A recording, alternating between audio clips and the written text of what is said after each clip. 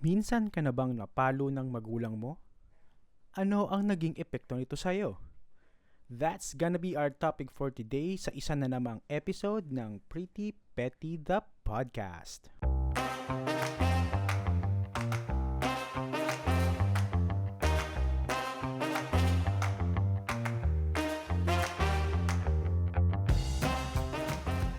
Hello, Madam Pretty, mabuhay! Oh, san ka? Minimiss you ang peg. Sa mga hindi nanonood ng TV or hindi nakakaalam, isa po yung segment sa It's Showtime. Ang tawag ay Minimiss You. Tapos, yung song doon is yung Hello, Madlang People, mabuhay. Yon, ginawa ko lang Madlang Pretty. Okay. Pero alam mo, itong song na to, no? It reminds me of yung opening theme ng Miss Universe dito sa Pilipinas noong 1994. Not really exact, hindi siya parehong-pareho, pero I think same vibe sila. Search nyo sa YouTube, Miss Universe 1994 opening theme. Yung pa yung time ng Miss Universe na may dance number yung mga candidates sa simula. Nakakaloka, makikita mo yung si Miss France tsaka si Miss Germany nagsasayaw, ganyan. Paano na lang kung parehong kaliwa yung paa mo, no? Di ka marunong magsayaw. Eh, di ilalagay ka sa likod. Paano yun? Wala kang airtime. Balik kaya nila yun, no? Nakakaaliw naman eh. Kung mag-dance-dance sila. Ngayon kasi parang puro rampa-rampa lang eh. Yun na. Napunta na sa Miss Universe ang usapan. Sige, next week, basketball naman. Eme! By the way, kung may naririnig kayong nagpupukpok sa likod, pasensya na ulit kasi may construction sa kapitbahay. Alang namang pigilan ko sila, ano? Hoy, magtigil kayo magpupukpok dyan. Nagpa-podcast ako dito. Siyempre, hindi naman pwedeng ganun. Hindi naman siya ganun kalakas eh. So, pagpasensyahan nyo na lang. Okay, so para dun sa mga hindi pa ako kilala, ako nga pala ang inyong millennial Tito Alvin, na magbibigay sa inyo ng mga opinyon na hindi nyo naman hinihingi. Mga opinyon at kuro-kuro tungkol sa iba't ibang problema, aka chismis ng ating mga storytellers. Okay, kung hindi pa kayo naka-follow, mag-follow na kayo para ma-notify kayo kung may bago tayong lapag na episode. And make sure you follow the right podcast ha. Dapat Pretty Petty the Podcast. Okay, importante yung the. Baka kasi maligaw kayo dun sa isang podcast. Hindi po ako yun. And kung hindi nyo naman mamasamain, okay, pakibigyan na din ang ating podcast ng 5-star rating para mapansin naman tayo ng podcast community, no? And lumabas-labas tayo sa mga top podcast nila. Okay, so may pakikinggan na naman tayong story today mula sa ating storyteller kung saan gusto nilang malaman kung ang mga decisions nila sa buhay ay tama ba o mali. But for our context, it's going to be pretty o petty. Okay. Medyo seryoso ng konti ang topic natin today. We will talk about physical punishment or corporal punishment. Or in Tagalog, palo. So, let's go to our next segment, which we call Story Time.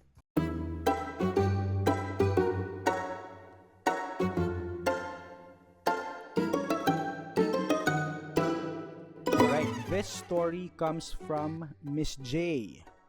So, siya kaya ay pinalo or siya ang namalo? Let's hear it. Hello po sa inyong lahat. You can call me Miss J. I am a single mother of a 5-year-old son. Ever since iniwan kami ng tatay ng anak ko, ako na talaga nagtaguyod sa aming dalawa. Nasa province halos lahat ng relatives namin at andito kami sa Metro Manila nakatira. Mula nang pinanganak ko yung baby ko, naghanap na agad ako ng trabaho para may panggastos kami sa araw-araw. Currently, I am working as a call center agent at sinwerte naman na nabigyan ng work from home setup at day shift na schedule. Sobrang laking tulong na naka-work from home ako kasi mas madali para sa akin na maalagaan ang anak ko. Pero, ito po ang problema. Lately, ang bilis uminit ng ulo ko dahil nasiguro sa pagod. So, pagising ko sa umaga, magluluto na ako ng breakfast at sinasabay ko na din magluto ng lunch kasi yun lang ang time ko para magluto eh. After that, aasikasuhin ko na yung anak ko para pumasok sa kindergarten school. Buti na lang malapit lang yung school niya sa bahay and may tagahatid sundo na tricycle. I will then log into work, then babalik yung anak ko from school around lunchtime. Kakain kami ng lunch, tapos balik na ako sa work while my son will start to play. After work, magluluto na ako ng dinner at dun pa lang ako magsa-start maglinis ng bahay. We will have dinner, tapos tuturuan ko yung anak ko sa mga assignments niya at lessons niya. So, hectic kung hectic pero kinakaya naman. Dahil 5 years old lang yung anak ko, sobra siyang malikot at inquisitive sa mga bagay-bagay to the point na minsan may matatapon siyang tubig, magtatanong ng kung ano-ano while I'm working, may ipapakuhang toy sa cabinet niya, at kung ano-ano pa. So, one time, I reached my boiling point at napalo ko siya. Naipon lahat ng inis, pagod, at frustrations ko that day, and napalo ko anak ko. After a few minutes naman nagsorry ako sa kanya and I tried to explain why I was mad. Pero kahit gano'n na nangyari, I don't feel guilty sa mga nangyari kasi lumaki din naman ako sa palo. Feeling ko I grew up stronger kasi napalo ako nung bata. I did not grow up to be a snowflake, ika nga nila. Pero I'm confused po. Tama ba na wala akong nararamdamang guilt after physical punishment? Thank you po in advance, Miss J.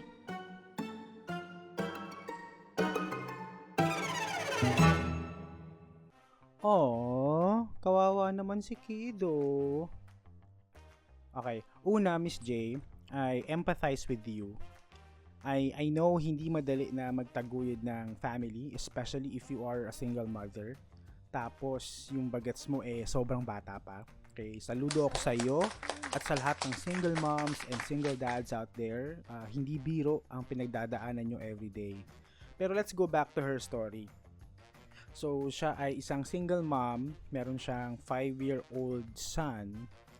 Tapos, technically siya lang ang gumagawa lahat, everything for her family.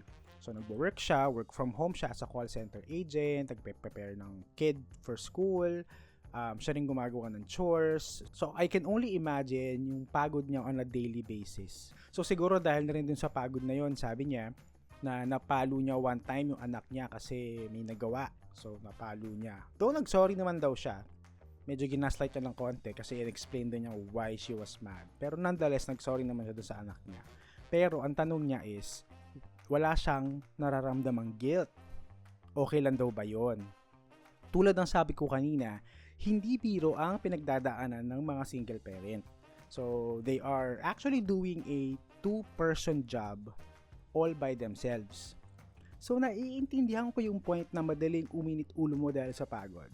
Okay, lahat naman tayo pag napapagod, madaling uminit ang ulo, tama? So, especially sa sitwasyon ni Miss J, no? Kasi wala siyang pwedeng hingan ng tulong, especially that most of her relatives are in the province. Sila lang ang nandito sa Manila. Pero, let's define kung ano ba ang ibig sabihin ng corporal punishment. Medyo malalim yung word na corporal. Babakil pa ako. Medyo malalim ang word na corporal. Yan. Sabi ng World Health Organization or WHO. Swang ka, may source tayo. Okay, sabi ng World Health Organization sa isa nilang published article noong November 2021, corporal or physical punishment is defined as any punishment in which physical force is used and intended to cause some degree of pain and discomfort. This mostly involves but not limited to hitting, smacking, slapping, kicking, spanking, etc. with the use of a hand or a handheld weapon. Charing.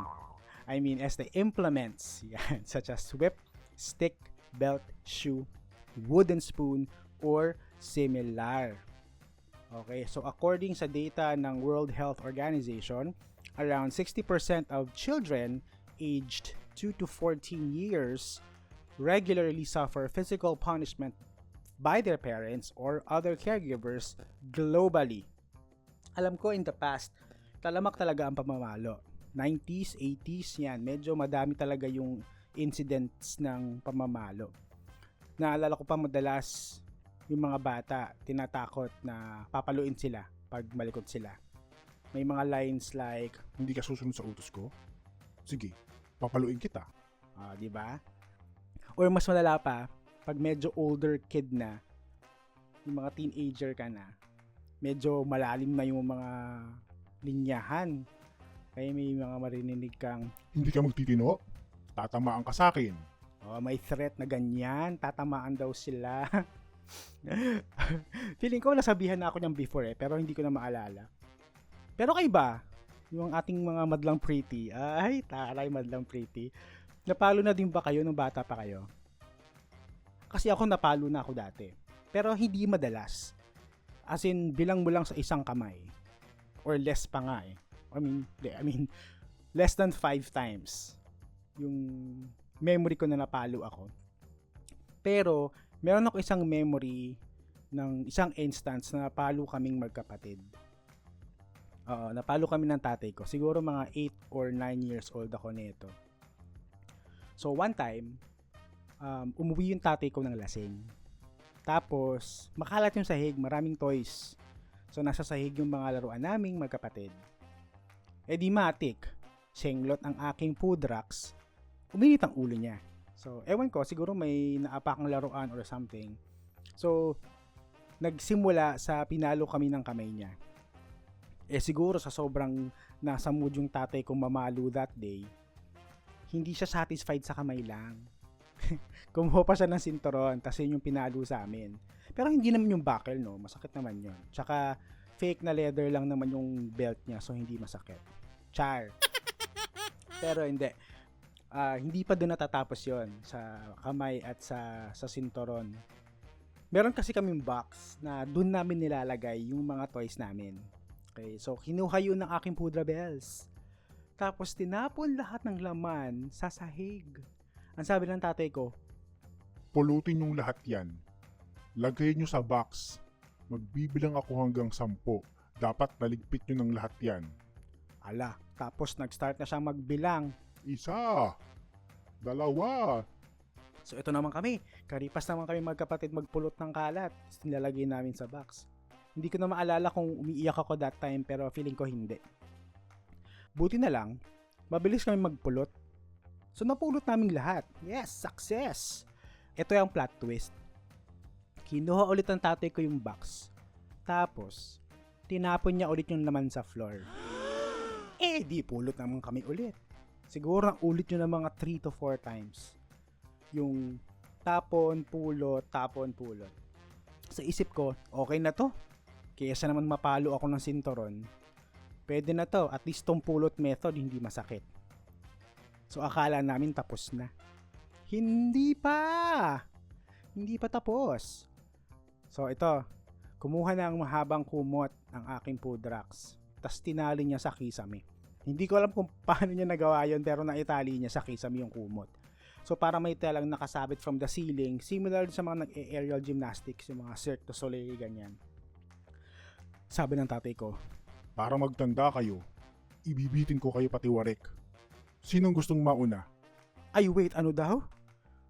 Ibibitin pati warek? Wait, hindi ako ready, sandali lang. Ano to? May ganitong pagbitin ng pati warek. Pero syempre takot ka na eh.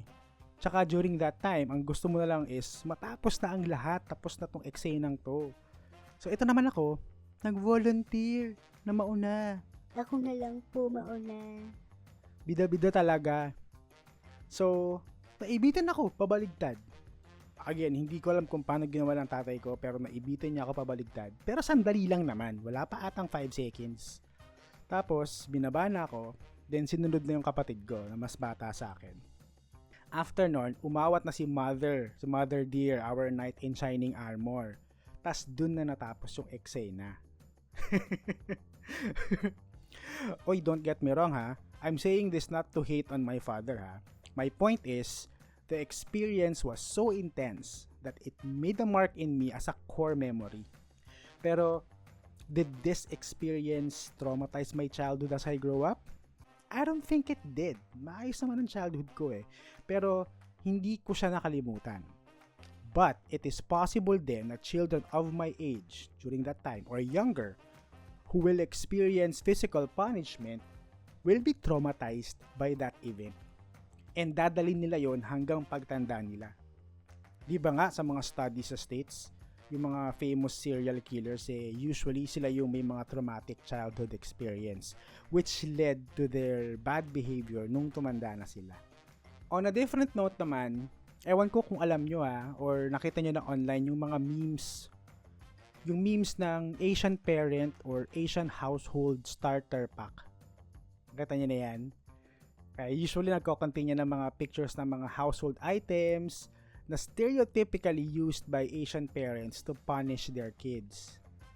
Diyan mo makikita yung mga pictures ng sinelas, walis, sinturon, hanger, at kung ano-ano pang items na pwede ipampalo. So, nagiging laughing matter siya. Nagiging katatawanan na, oo, napalo din ako niyan, ganyan. Tapos magtatawanan sila sa comment section. Well, aside from being borderline racist, medyo upsetting lang na the act of physical punishment is being romanticized in media. As if there's nothing wrong with it. Okay, sabayan mo pa ng mga slapstick humor nung 90s na pinapakita sa TV. Yung hinahampas or binabatukan ng mga bida yung sidekick nila. So yung mga bata na nanonood noon, okay, me included, parang normal na lang yung pisikalan. So kapag napalo ka ng parents mo, hindi dapat sumama loob mo kasi wala lang. Normal lang. Buti na lang din talaga na meron na ding widespread call to action when it comes to child abuse, including excessive physical punishments. Diba? Dito sa Philippines, several years ago, nilaunch yung Bantay Binata. Ay, tsareng, mali. Hindi pala Bantay Binata. Iba pala yun. Bantay Bata 163. Oh, familiar? I'm not sure kung meron pa ha. Hindi ko sure kung hanggang ngayon meron pang Bantay Bata 163. Let us know kung alam nyo kung meron pa. Pero alam ko meron pa eh. Meron na ding mga laws that protects children from physical abuse covered sa Family Code of 1987. And I did a very surface research on the Family Code of 1987. So basically what it says is parang the parent has the authority to discipline children in any way they think they can. Kung paano yung sa tingin nila ay madidisiplin yung bata. Pero hindi kasama ang physical but not in a way that will cause physical harm or physical injury to the kid. Parang ganun.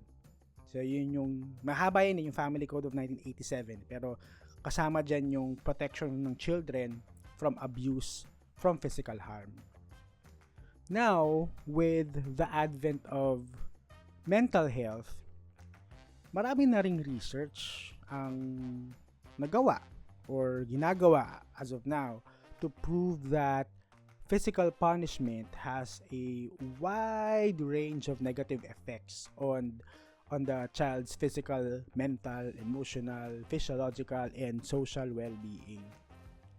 And yes, there are a lot of studies conducted showing that there will be harm, more harm than good when talking about physical injuries or physical punishments to children. So if you have the time, you can research on that and look for information about on how physical discipline affects your child. Oo, kasi nowadays madami naman ng techniques on how you can effectively discipline your child without resorting to physical harm. Madali lang naman kausapin ang mga bata. And I believe hindi totoo yung sinasabi nila na mahirap mag-explain sa isang bata. Siguro mali lang yung approach. I know that there is a way for you to discipline or talk to your child in a way na maiintindihan nila. I remember watching this TikTok video. So, may nanay, may bata, and then, meron siyang parang tall glass of, I don't know, milk or chocolate. So, right after i-pour nung nanay yung drink sa baso, pinush nung anak yung yung baso, natapon ngayon. Anong unang instinct mo? Magsasnap ka, di ba? Naknampo siya! Yan, ganyan. Yung mga linyahan mong ganyan. So, magsasnap ka talaga, magagalit ka talaga. Pero, yung sa mom, nakita mong nag-snap siya, pero binalik niya kagad. Parang, relax, kalma. Hindi niya alam kung anong nangyari. So, ang ginawa niya, parang kinausap niya ng malumanay, ng kalmado. Oh, next time, wag mong ipopush. Kasi kapag pinush mo, matatapon yung laman. Okay, wag mo nang gagawin ulit yun, ha? So, kalmado. And if I'm not mistaken, parang eye level nga dapat eh. Hindi pwede yung mataas ka sa bata. Dapat eye level kayo para mas maintindihan niya. Psychologically, may scientific explanation yun eh. Pero if you're talking to a child on eye level, mas madali nilang mag-grasp yung situation kung how heavy it is or not. So, hindi pa tapos yung TikTok video. Parang, nangyari ulit yung same situation on the different day. May baso, nag-pour si mother ng drink. Tapos, sabi ng bata, Okay, I'm not gonna push it because it will spill. something like that. So, natandaan ng bata. Natutunan niya na hindi niya pwedeng itulak yung glass kasi matatapon without physical harm. Kinausap lang ng matino, kinausap lang ng kalma, and now they were able to understand the situation. So, merong way to talk to a child na mas maiintindihan nila kesa yung paluin mo at idaan mo sa fear or daanin mo sa takot. Pero for sure, nako, meron dyan sasabihin na, itong si Tito Alvin, daming alam. Bakit? May anak ka na ba?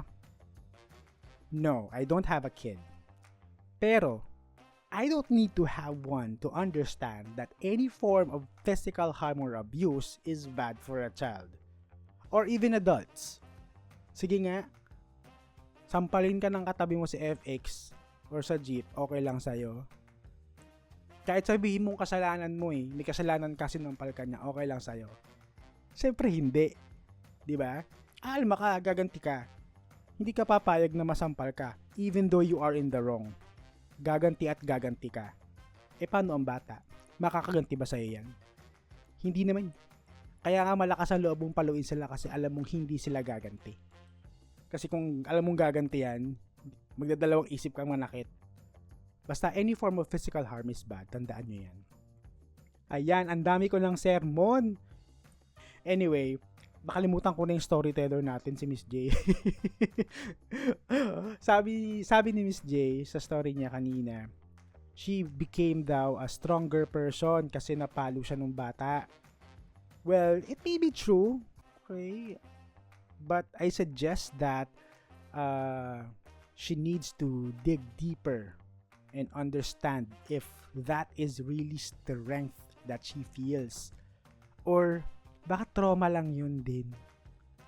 Alam mo yun, trauma lang na nagtatago or nagde-disguise as being strong. Pero deep inside, kapag pinag-aralan mo yung emotions mo, takot lang ako, fear lang ako. And then because of that fear, I put up this front kaya ako mukhang strong. Pero behind that, fear, hindi siya strength.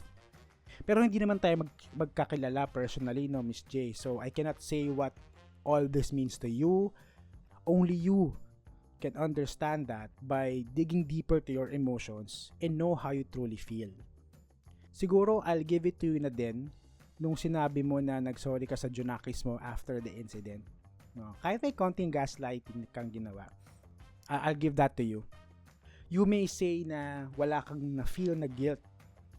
But the fact na nag-apologize ka to your kid means that you admit that you did something wrong and you were somehow guilty about it. Just look at it that way.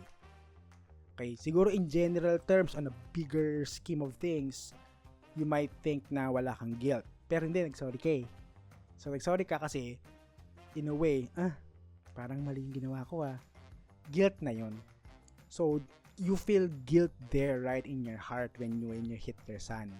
Okay? So, hindi yan strength, feeling ko. There's guilt inside that. You just have to be in touch with your emotions and feelings and truly understand yourself.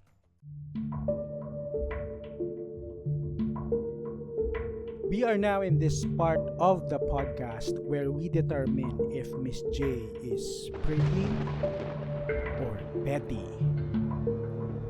The time has come, Miss J, to know your verdict.